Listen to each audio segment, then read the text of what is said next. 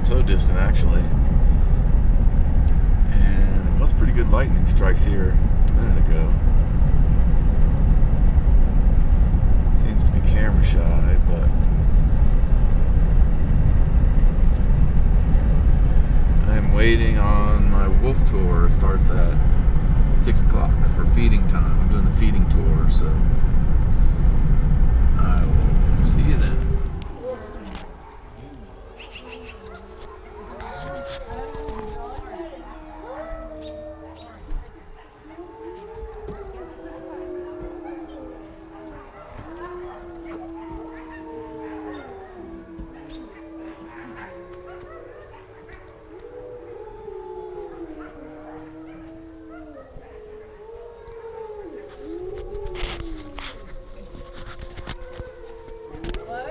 Because it's not every day you're going to hear a wolf howl, right? So it's a great way to welcome us all to our church. So guys, my name is Casey. I will be your tour guide today.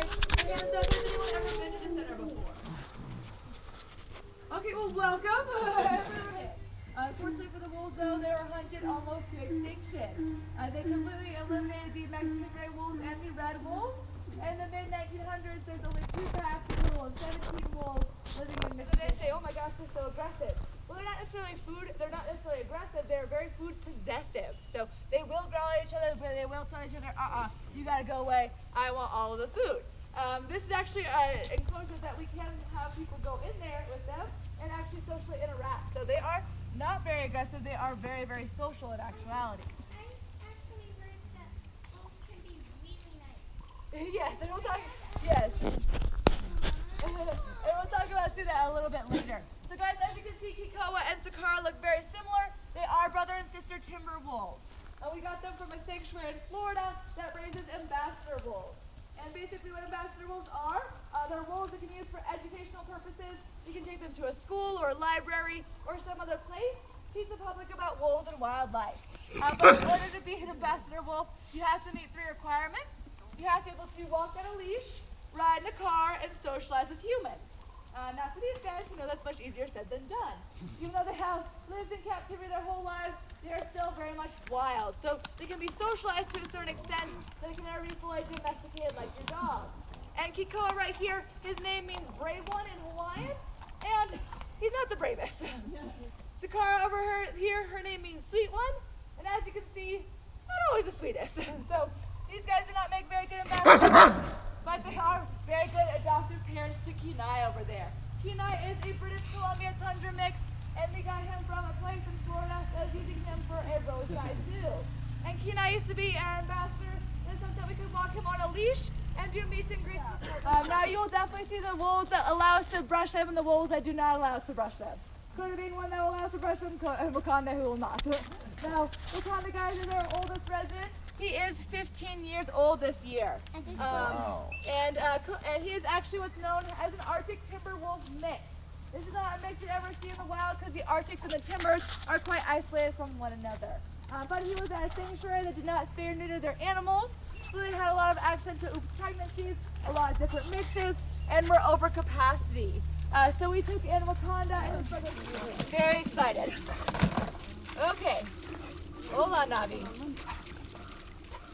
Okay, you gotta go this way. Go away from Tala. That is Navi, and yes, this is Tala right here. So, as you guys can see, Tala is quite a bit smaller than your average wolf. That's because she is one of Kota's pups who was born with that metabolic bone disease. But thankfully, she did not suffer too many consequences. It just stunted her growth. Please do not let her size fool you. She is one of the strongest wolves here. When you walk her on a leash, it's more of a dead run. Hope you don't fall down with her. She'll take you for a sleigh ride. Now this happy prince started shedding his just yet. Is he the only one? He is the only one in this enclosure. So guys, Shunka was originally in this enclosure with his mate Akela. If you've ever been here before, Akela is a beautiful full Arctic wolf. Unfortunately, this past year, Akela and her sister Maka Bear have passed from old age. So it was very hard on us all here, but extremely hard on Shunka. Akela was the love of his life, and these guys do mate for life. But actually, when I first met Shunka, I was not allowed to go in this enclosure until I was a senior volunteer. And when I could go in there, I was told I was never ever allowed to pet Shunka because he could be somewhat of a grumpy older man. But ever since Akela has passed away, Shunka has been wanting more human and social interaction. So one day I was in this enclosure pen cleaning, and he came up to me. So I sat down and got his level, and he actually put his side against me and put his paw up, which means please pat my belly now in wolf language. So he does love interaction more. He is actually now participates in our walk on the wild side. So when you're 12 years up and older, you can actually walk him and Wakanda on a leash, which is quite amazing to me that at one point no one took that. No, just the coyotes.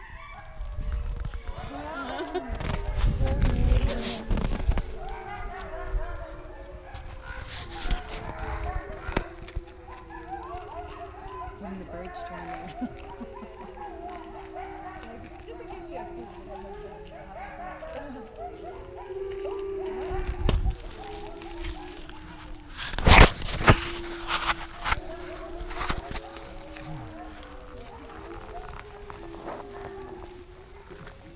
Alrighty guys, back to Nakai's story. Nakai, like I said, he was very weak as a pup. There are some days he could only get around by dragging himself on his neck. And obviously, no, that's not a life we want to give any of our animals. We do not want them to suffer. So we asked our vet, what else can we give him? The vet said there's nothing left. We recommend you put him down. And actually, we did make that appointment because, like I said, we don't want them to suffer. But on the way there, our owner got very emotional. You know, she said he's such a sweet, happy boy, and he's not giving up either, are we? I think the appointment 1 week later. If we can't figure out something within that week, we will come back. But we were actually just giving a regular tour just like this one, and we were telling Nakai's story. And a woman came up to us afterwards and said, I just got back from a big cat sanctuary, and they said these big cats were similar metabolic goals as you did.